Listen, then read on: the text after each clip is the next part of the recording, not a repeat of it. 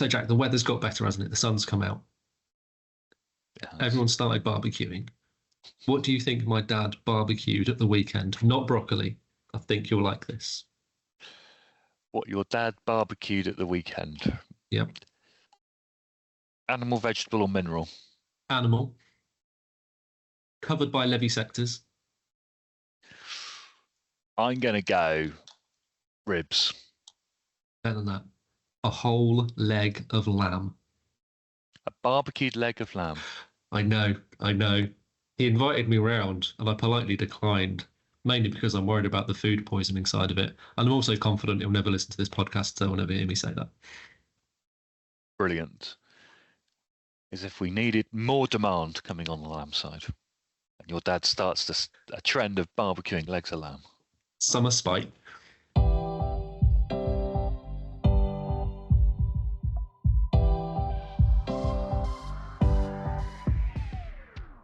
Hello and welcome to Agonomics with David and Jack. I'm Jack Watts. And I'm David Udall, back again to help you understand a little bit more about the economics at play in the world of agriculture. This week we focus on one half of the beef and lamb sector. That'll be beef. As we recently published our beef market outlook, which points to a rise in prime cattle slaughter for the year as a whole. To help us go through the nitty-gritty of the report, we're joined by its author and our colleague, Hannah Clarke, who's a senior analyst for Red Meat. Please follow or subscribe to this podcast to make sure you don't miss an episode. New shows drop every Wednesday at midday, and please get in touch. Comment on any of AHDB's social channels. Or email us agonomics@ahdb.org.uk. So we've been enjoying the summer sun this week on Agonomics, and harvest has started, hasn't it, Jack? Good weather. Early harvest is kicking off. Good bit of winter barley and winter wheat starting to be cut. Yeah, no, it's been fantastic to see after a pretty horrific growing season. And it's always great to see the combines rolling, as well as the mowers and the foragers and the hay balers as well, just to be all inclusive. And yeah, I think it's always a good sign and a stabilising sign. But a question for you, David. Go on then. What's your favourite combine? I'm just going to go classic, the Class Lexion. Really? Oof. Yeah, I know. That's kind of like the standard answer, isn't it? Although I like those new Fendt ones, those kind of like black and silver ones. They look nice. Stealth, don't they? It is. It's like you get the stealth plane, you get stealth combine, and that's fine. I have to say, I'm probably going to go quite a bit old school, and probably go for a bit of New Holland. Nice. Do you like the bit of yellow? Yeah, good bit of yellow. Yeah, that's all good. And our number one fan, Mr. Tony Goodger, has been back in contact, the man from Ames, who liked our SFI episode last week. And he reckons he might have found our sister publication, which is a Spanish newspaper looking at agriculture and rural life, which I'm really going to badly pronounce here as Agronegocios. I don't know how to pronounce it. But if anyone from that Spanish newspaper is listening, we could do like a tag team podcast about UK and Spanish agriculture. Be like twinning of towns all over again, wouldn't it? It would be. That'd be fantastic. As I understand, Martin's in Mallorca as well, so perhaps he's tapping that up for us, and perhaps he's refining his Spanish of 2 pints of beer, por favor. And Martin would have given us his mystery word as well for this week, which obviously has no place in a podcast about agricultural economics, so I'll have to slip that in somewhere. And when he's back next week, hopefully with loads of gifts, like some cheesy fridge magnets and things like that, he'll be able to score us out of 10, see how well we've done. Okay, so this week we are looking at all things beef. We have recently published the latest beef outlook. There's a lot going on with beef supply, demand and trade and prices. So in the first half, we're going to talk about what's happening on the supply, both in the near term, but also have a bit of a nod to some work that's going on about looking at longer term trends and the drivers sitting behind that. Pleased to have with us today Hannah Clarke, who's our senior analyst in the Red Meat team. And hello to you, Hannah. Let's start on supply, and if you give us a little bit of a backdrop of how things look? Yeah, hi both. So the outlook that we recently published a couple of weeks ago was really looking at what those cattle supplies are doing for the rest of 2024 and looking ahead into 2025. So the forecast as it currently stands is for UK prime cattle supply to increase by 1% in 2024 for the year as a whole. What we've seen so far this year is slightly higher kill than we had been forecasting. We're quite lucky to have regular views of cattle population data from the British Cattle Movement Service, and that was showing a slight increase in the number of older prime cattle on the ground before Christmas time last year. That is really due to a combination of increased beef coming out of the dairy herd, as well as some slowing to finishing around Christmas time due to poor weather over the winter. And so what we've seen recently is that uplift in supply coming through in slaughter over the last few weeks. Those numbers have started in the last couple of weeks to fall away back to last year's levels. So whether we're now starting to see those numbers being worked through, I mean, our forecast for the rest of the year, we're expecting supplies to tighten up into the final quarter of the year, and then out into 2025. What we've seen in registrations of calves is a steeper reduction in 2023, and particularly driven by the suckler herd. So we've seen a relatively stable dairy cow population over the last few years, with a slight decline in there. But the suckler herd has seen a steeper rate of reduction. And now that's, I think, really starting to play through in the numbers of young stock on the ground. The amount of beef coming out the dairy herd has continued to rise, but that suckler side is now starting to pressure overall cattle numbers. And what we're forecasting for 2025 is supply could be down, prime cattle supply could be down in the region of 3% due to these movements in cattle numbers. I mean, those are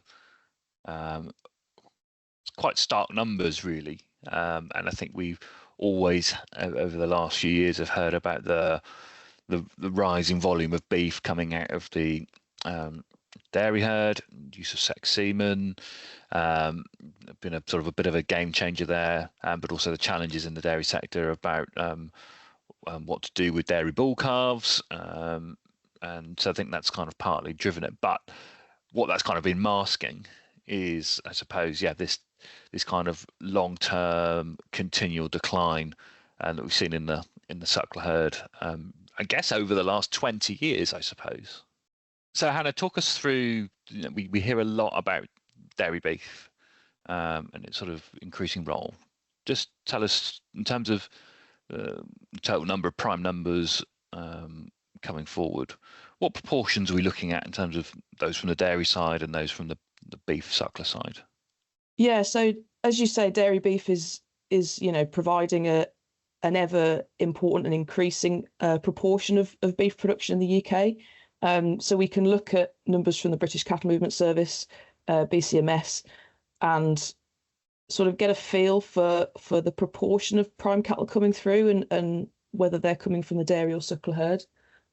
If we look at the numbers of prime age cattle, so 12 to 30 months, the proportion born to dairy dams has risen over time. In 2023, it was sitting at approximately 43% of prime cattle having a dairy dam, which was up from 40% in 2019. So it has risen, and I would expect that to continue, certainly in the short to mid-term. But the majority of prime age cattle slaughtered in the UK are suckler bred. So the proportion of beef cattle coming from the dairy herd has risen, but the vast majority is still coming from the suckler herd. I think that's really telling, and I think that's really important that there's an awareness of that. Obviously, these longer term trends and all of the challenges facing suckler producers continues to point to this downward move in the size and capacity of the suckler herd. So I think there's a big piece of evidence there to say, actually, we've got to watch supply of beef cattle quite closely. It's not as beef cattle aren't as readily available as they once were. And on that, Hannah, just talk. We often, as an industry, as a market, I suppose, neglect the importance of beef coming from cows, from cows that have come to the end of their productive life, either in dairy or in the beef side. What do those numbers of cull cows look like going forward? In terms of our forecast for 2024, we're expecting cow slaughter to fall by 1% to just over 600,000 head. So in the UK, we kill around 2 million prime cattle a year, and we kill around 550 to 600,000 cows as well. So cows make up a notable proportion of beef production, going mainly for processed beef and some for export as well. Cow kill's been fairly flat so far this year, but if you look within those figures, it's interesting. There seems to have been an increase in the amount of beef cows being slaughtered.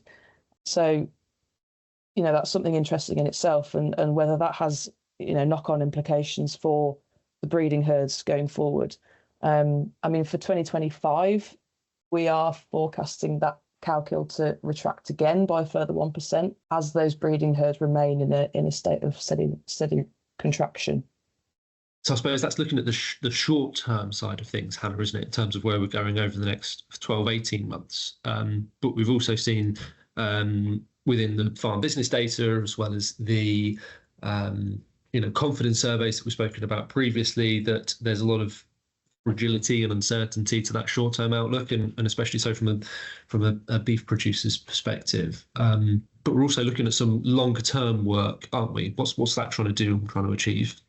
Yeah, so this is a really exciting piece of work, in my opinion, that we're doing at the moment, and we're looking at the domestic supply base really in the long term. So we're looking at scenarios and forecasts for what the domestic supply base may look like in 2030.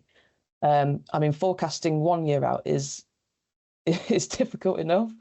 Forecasting out 6 years is a whole other ball game. But hopefully, with this piece of work, we're really trying to bring the evidence and provide that long-term view of supply. In terms of herd trends, we probably wouldn't expect the reduction in suckler cows to make a drastic U-turn.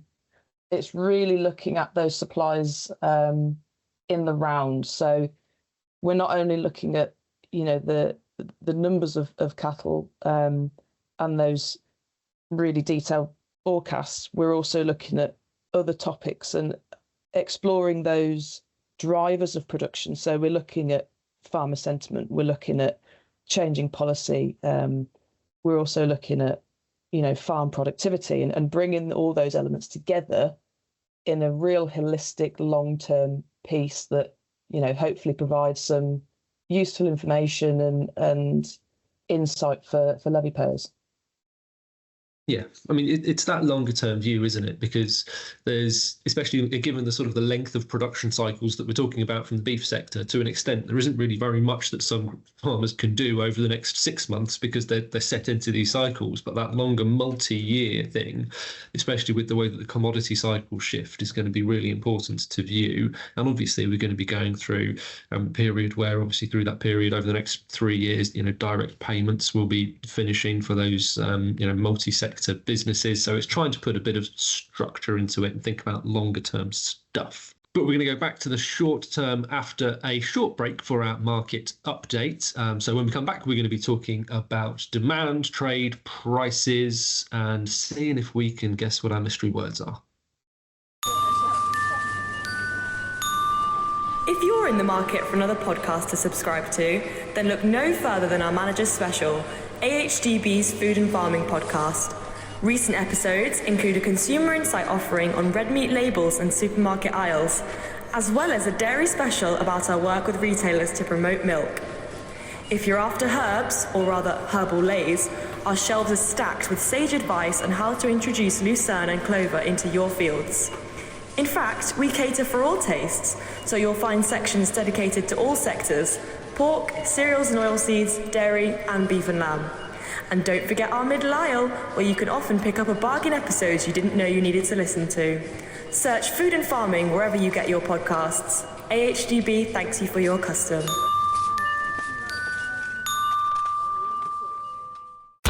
Hi, I'm Olivia Bonser, Senior Analyst at HDB, with a look at grain and oilseed markets for the week commencing the 6th of January. Despite some support in wheat markets over the Christmas period, prices have been under pressure in the new year from a strengthening US dollar, technical selling and sluggish global demand. However, Russian wheat crop conditions remain in focus, with warmer than usual temperatures and excess moisture in key growing regions. Persistent hot and dry weather in Argentina is also raising concern over the country's maize crop, which is now in its critical development stage. For rapeseed, new crop prices are supported, with doubts over prospects for global rapeseed production in 2025, though forecasts of heavy soybean supplies from South America limit any major price increases. Over the next few weeks, weather in major exporting countries such as South America and Russia will be key in driving prices. The USDA will also release updated global supply and demand estimates at the end of this week. To stay up to date with the latest data and analysis across arable, red meat and dairy markets, head to hdb.org.uk and click on Markets and Prices.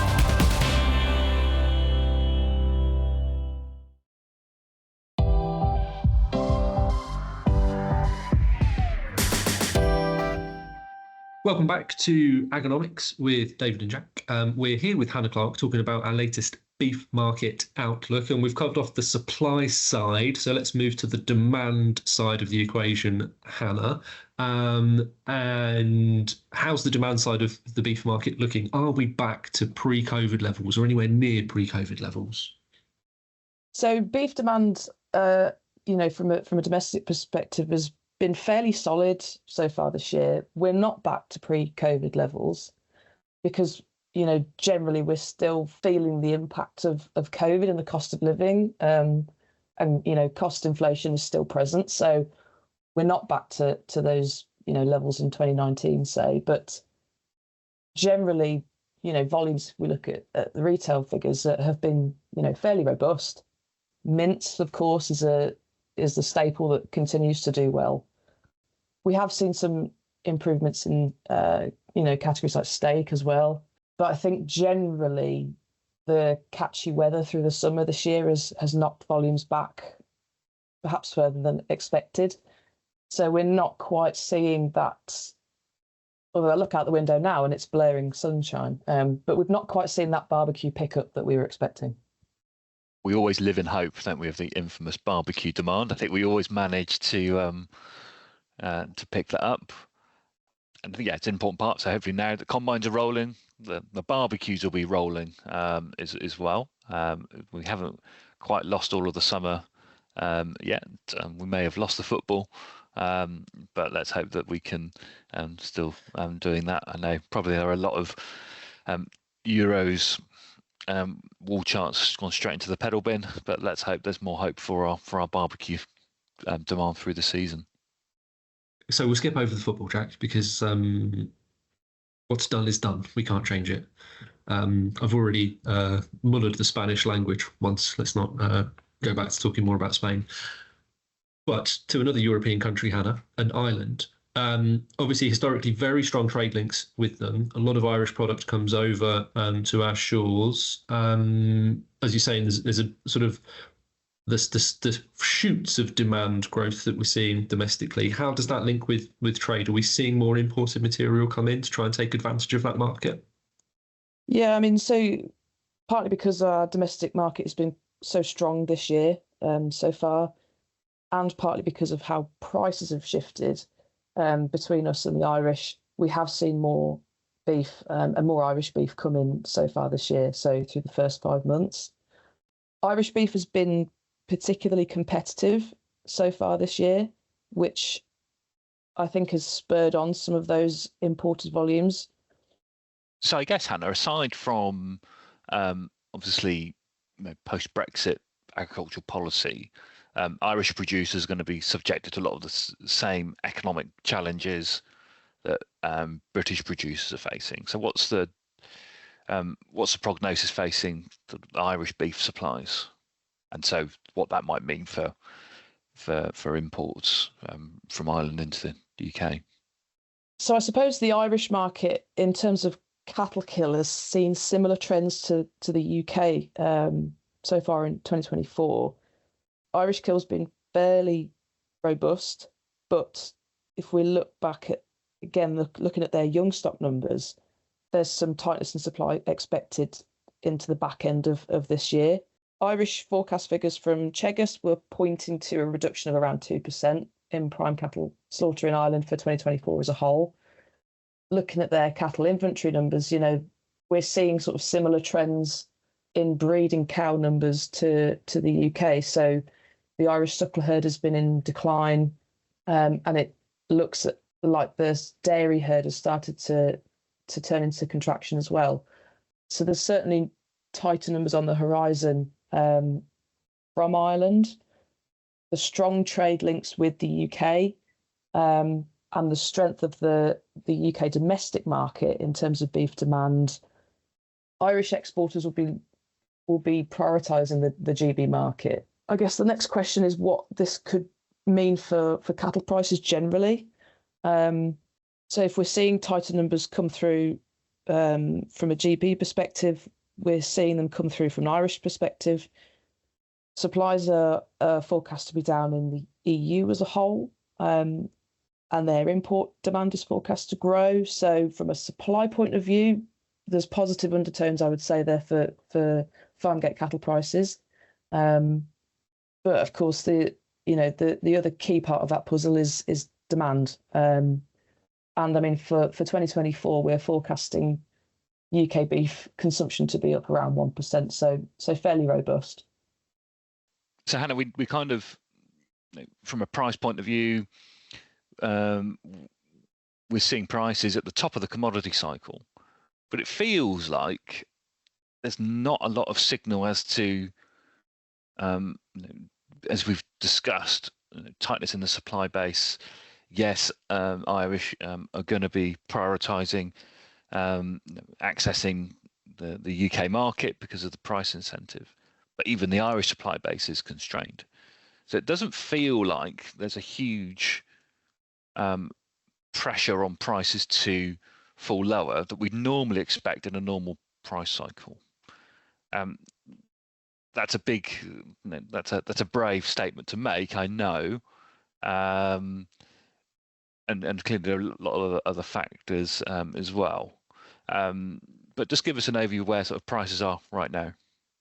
So, yeah, I mean, GB prime cattle prices are once again back at record high levels. So we've seen prices on the prime side generally rising over the last few weeks and months as those weekly cattle kill numbers have come back a bit. And so now we're seeing those values peaking out above last year and indeed above previous years. So we're back at that historic high point in the last couple of weeks.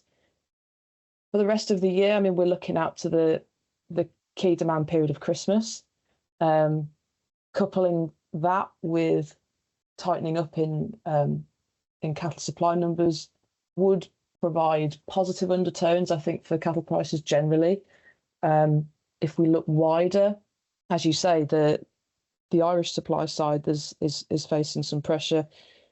The same can be said for the EU, and indeed more widely, which is not directly impacting on the UK market, but it will. There will be second-hand impacts there. The US is seeing a particularly tight market. I mean, their last census put the herd at the smallest point since 1951, which is, incredible, really. So that is generally keeping those Northern Hemisphere values, or certainly contributing to those Northern Hemisphere values being supported. Tightness on the long term in the EU market, Irish and GB, I think, from a supply perspective, there's certainly some upward drivers for prices and keeping them supported. And I suppose, as many producers will say, that's what the price needs to be to justify remaining remaining in business, I suppose. And it's we never know. We always know there's never as straightforward as that, and we will continue to see volatility. But it feels like we're going through quite a period of change. Whether that's enough to arrest that decline in production, I think remains to be seen. That's a big obstacle, but that's all part of our, as we discussed in the first part of the longer term forecasting work. That's becoming more and more important to understand what that long run looks like.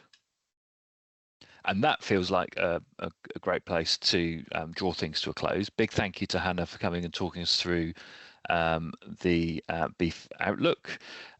As always, please feel free to send us your questions, any comments on any of the AHDB socials, or indeed at agonomics@ahdb.org.uk. So, Jack, it's that time again. Did you guess my secret word? I'm absolutely rubbish at these. I thought I did, but I'm not sure if I did. So I'm not gonna try and guess just in case you've used some kind of economic term that I'm not going to recognise, and actually it was actually important to economics. No, so I did the same thing I did last week.